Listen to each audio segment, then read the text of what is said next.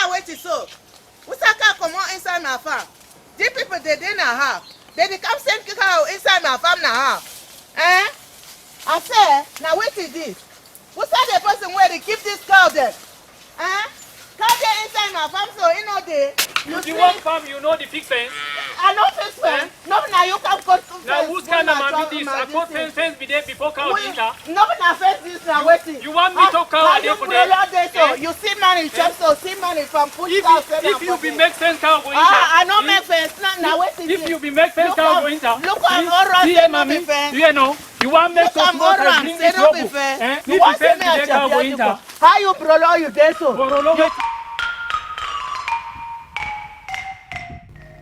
This is the northwest region of Cameroon, a region with beautiful landscapes, hills and valleys stretching far away beyond the reach of the naked eye. A splendid panorama of grassland, which some scenic beauty experts refer to as the Switzerland of Cameroon.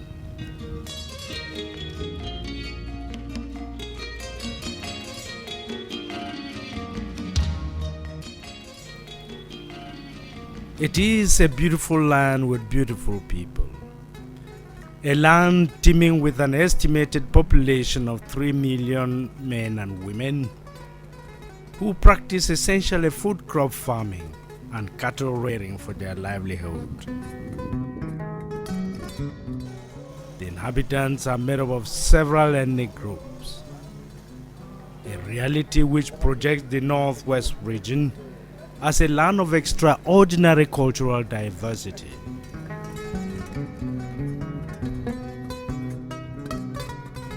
From this ethnic mix, the Mbororo community singles out itself as one of 2 ethnic groups in Cameroon identified and recognized as an indigenous people.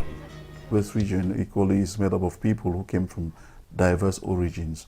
We can be thinking about the Tikars, the Widikums, the Kom people, the Agem, the Nso, and the Wimbum, and all of that. The Hausas, and then the Borurus. And of course, every diversity goes with misunderstanding, which calls for continuous efforts to bridge the gap amongst the diverse peoples in order to ensure cohesion, concord, and mutual understanding. This cultural diversity gives the Northwest region its unique identity and makes the people who they are.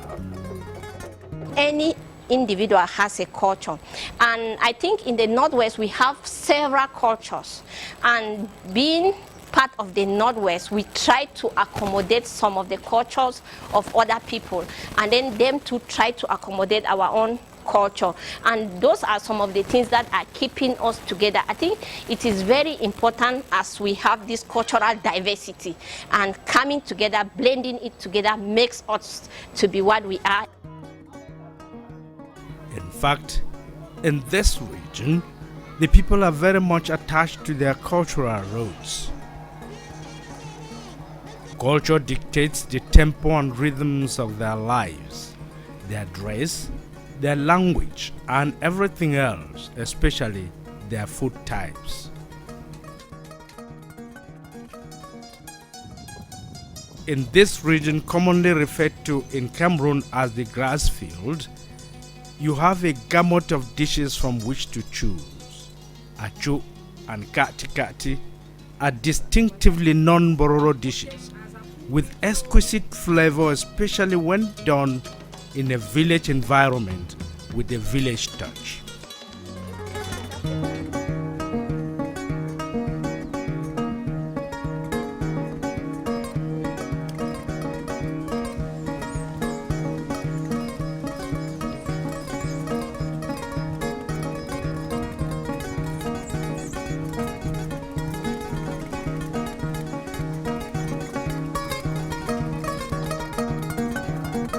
Like to savor the superb taste of the Mbororo specialties like Miradam, that is, warm unadulterated milk freshly tapped from mother cow, or the Dakere, which when done by the authentic hands of a Mbororo mother, you will eat and ask for more and for more.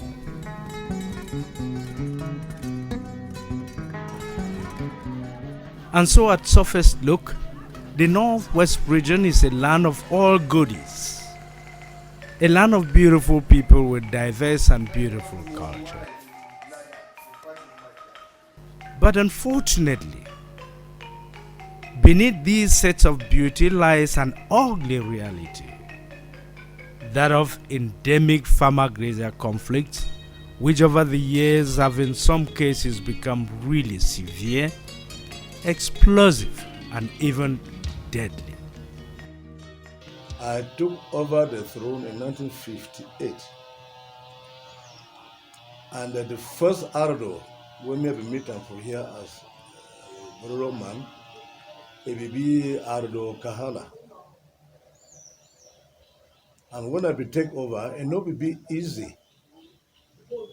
When I tell say it not be easy, it be say the Bororo and the country people, they be always the quarrel for farm palaver, cow don't spoil chop, and things like that.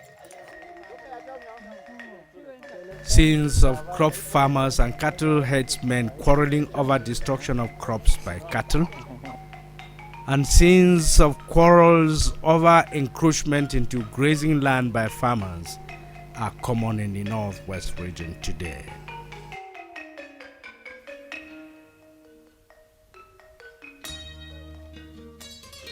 The phenomenon poses a real challenge to peaceful living together between the two communities. We understand each other today well, but when we want to understand each other today, the only factor which, in fact, our intercultural relationship sometimes is fragile is cattle going to destroy the crop. When you stop the crop, anger flared, and as such, you see that the relationship now is being tampered with.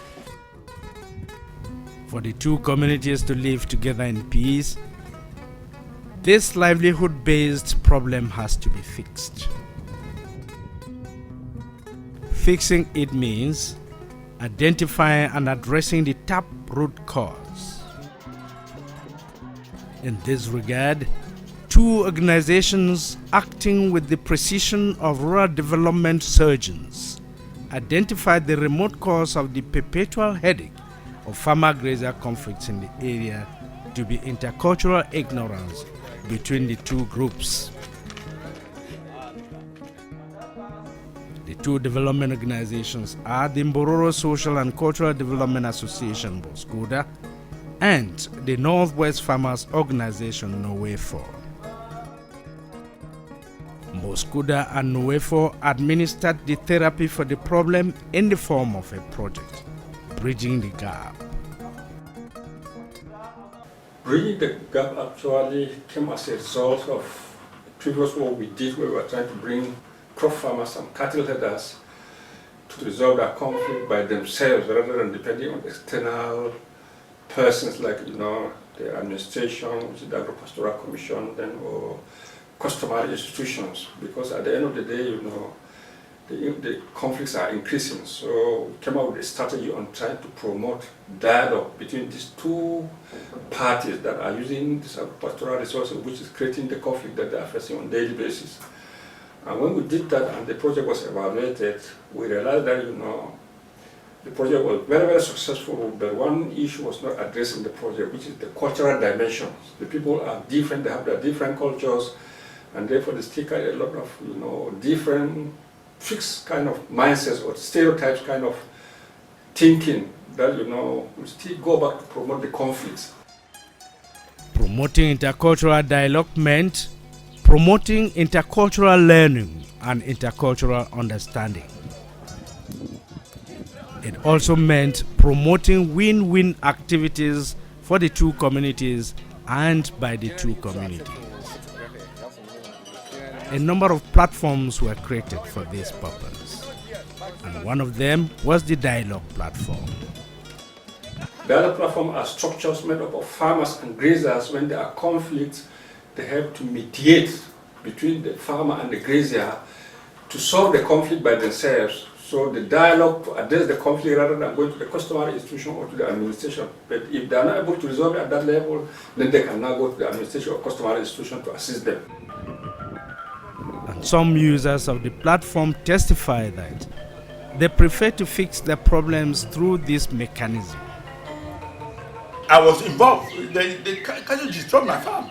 I wanted to use legality, but at least when they told me that there's a dialogue platform, then I went, what was the meaning of dialogue platform?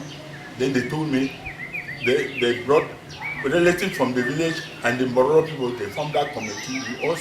We all discussed. They asked the two of us to go now and discuss. We went and discussed. The person who the Mbororo who damaged my crops, we could not agree, we came to them. So they themselves they involved until we arrived at an amicable solution. How much will compensate me? Then from there, so that we live peacefully. So the problem now go do have for these crops where my cow they don't chop up. Now cow they say You don't see them no. You mommy. don't see the destruction where they broke my fence Mommy. before enter. Chop my chop. Dialogue over fine, mommy. All right. You don't hear no. Okay. We just keep and say this one don't be an accident. All right. Cow now cow. Okay. Farm now farm, mommy. Okay. Problem no fine. All right. You don't hear no, mommy. I don't hear. I don't All hear. thing me will fix them. All right. If me I no chop full up, I no go bush for cow. They not And if you pound your achu kanda no de os mommy no de inside, you know go here find mommy. No go find. You don't hear no, mommy. Okay, papa. Oh, we be na brother and sister. Okay. Problem no fine. Okay. The strengths of the dialogue platform mechanism include the fact that it enables an amicable end to conflict, as well as provided opportunities for the parties concerned to understand each other better and to begin to consider each other as complementary, a mindset so necessary for the establishment of joint win-win activities. This was done using alliance farming mechanism. Alliance farming, now where farmer and grazer, they make company, they become friends, they share common resources when land and water. Me, as a grazer, I get enough land for a year. I decide to invite my friend there. We should work together in the name of alliance farming. So with the work as alliance farming, them they be farmers. Mr. Godlove, he be a potato farmer, and Mr. Angon, he makes the general farming, maize and beans, etc. The project extended intercultural dialogue spaces to enhance interaction among the Mbororo and non-Mbororo young people. It permitted them to do just what young people like and know how to do best. As a youth group with the Mbororos, we carry out sporting activities. We have intersport, we have dancing activities, we do drama sometimes, we sing and do traditional dances. We have been partaking in different activities together, like building, working community works, farming together, and even interacting in some socio-cultural activities like festival. We attend to their own festivals, they attend to our own, we play football together. During group meetings, Mbororo young people tended not to be outspoken and assertive. When we interact with the Mbororos, the main challenge is that they are still not that very open. They are still somehow reserved to themselves, but it's going well.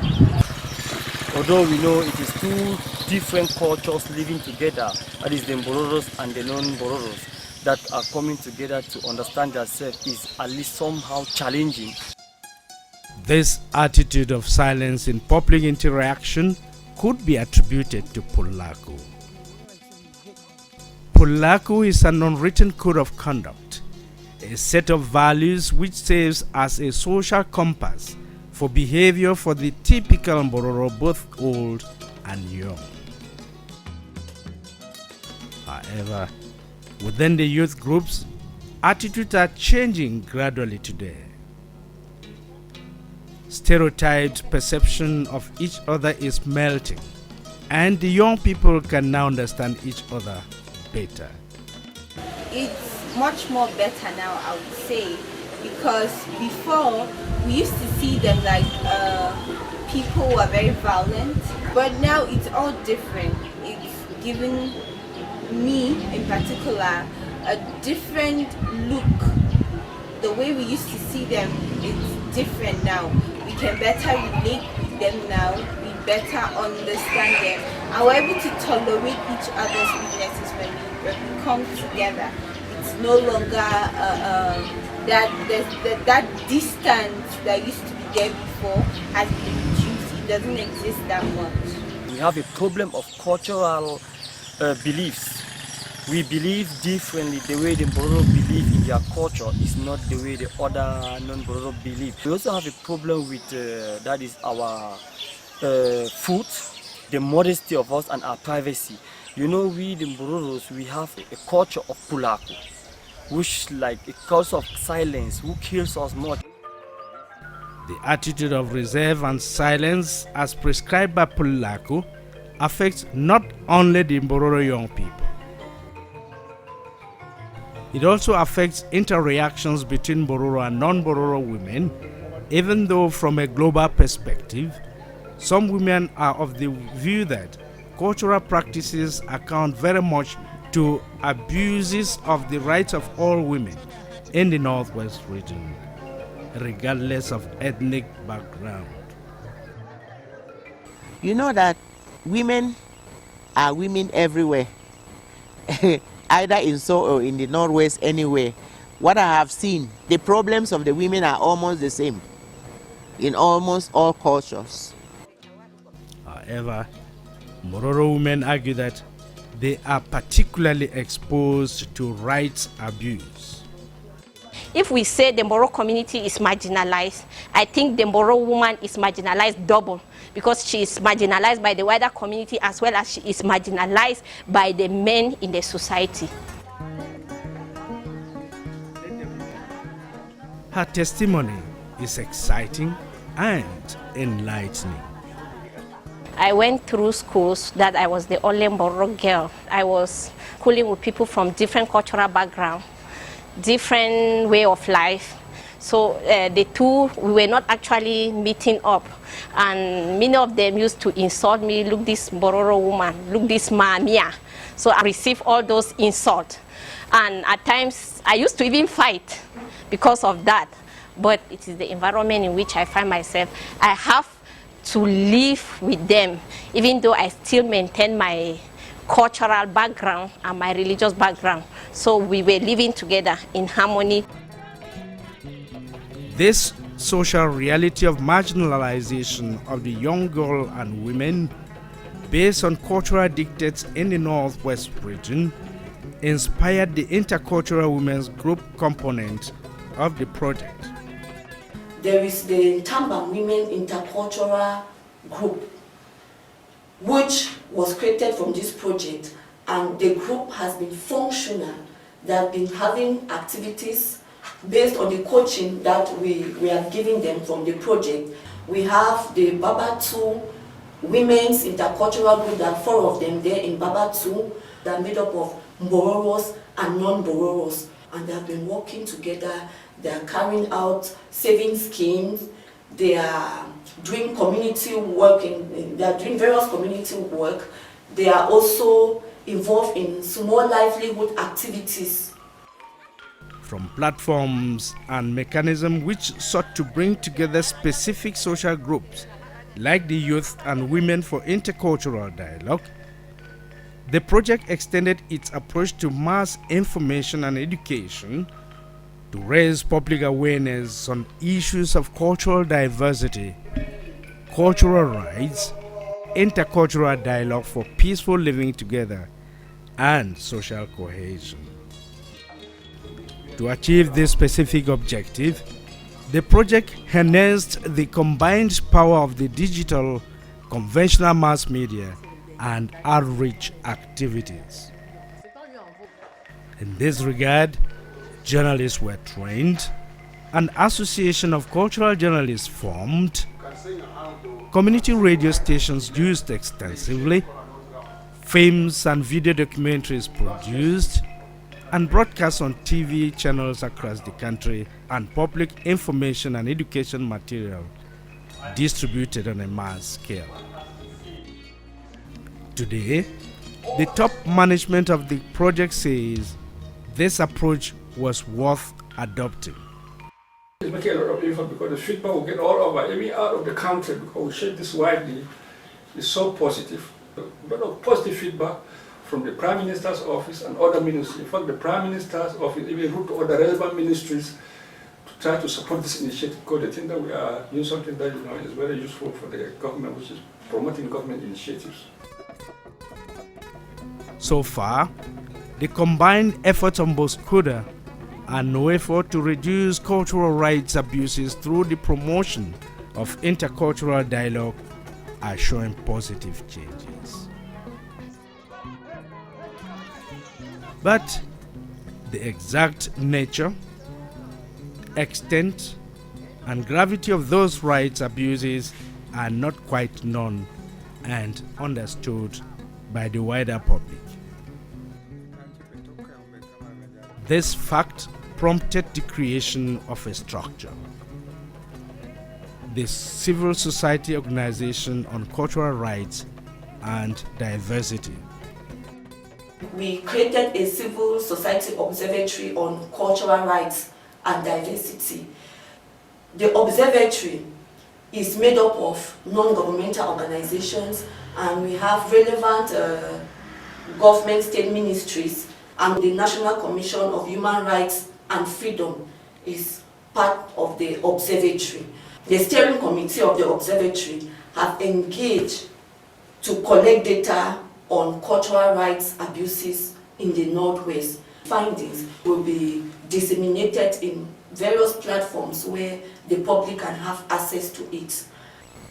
There are many abuses of cultural rights.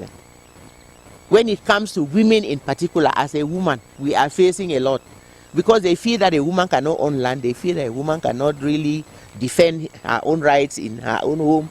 I am now thinking that as chairperson of the observatory, I will try to see a way forward. Women who have for a long time been shying away from coming to the forefront because of culture, because of other things, should come together, and we'll see how we can document their own problems, their own experiences that they have had, family-wise, community-wise. From project start to project end, Kuda and NOEFO emphasize the concept that the solution to a problem is in the problem. The farmer-grazer problem of the Northwest region is caused to a very great extent by intercultural ignorance in a context of cultural diversity, and the answer lies in intercultural dialogue. And so all begins in culture and ends in culture, more specifically in intercultural understanding.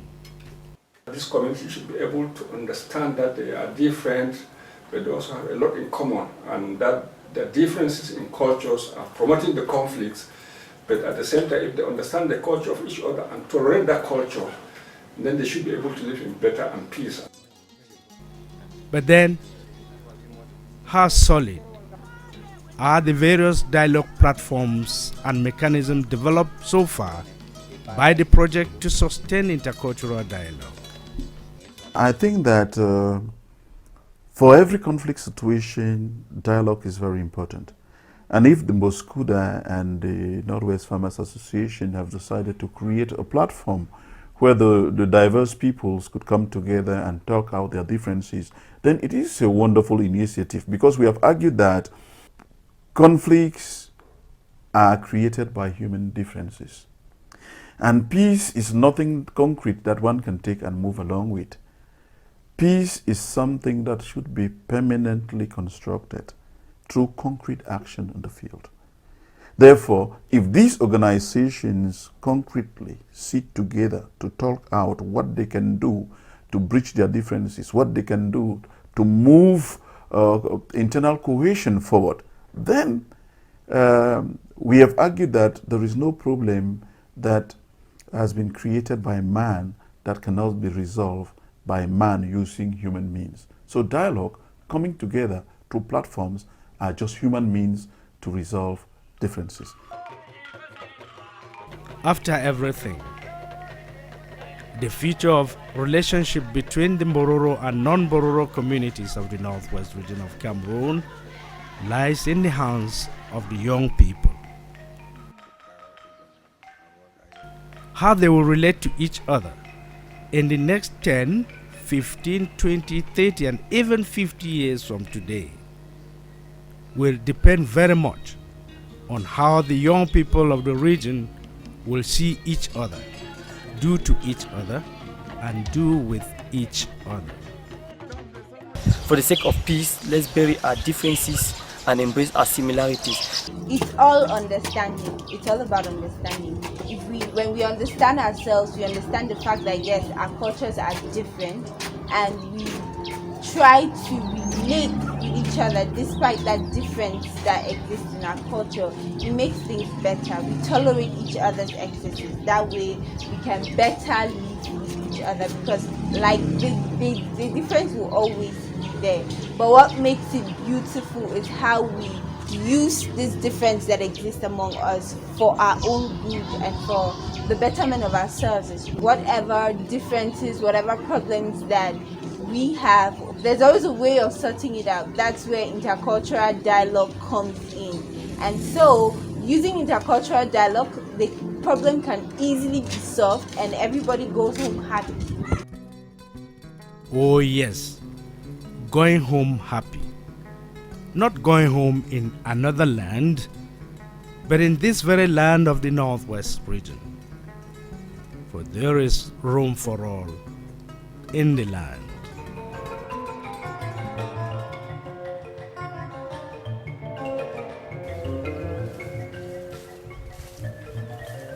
Sister.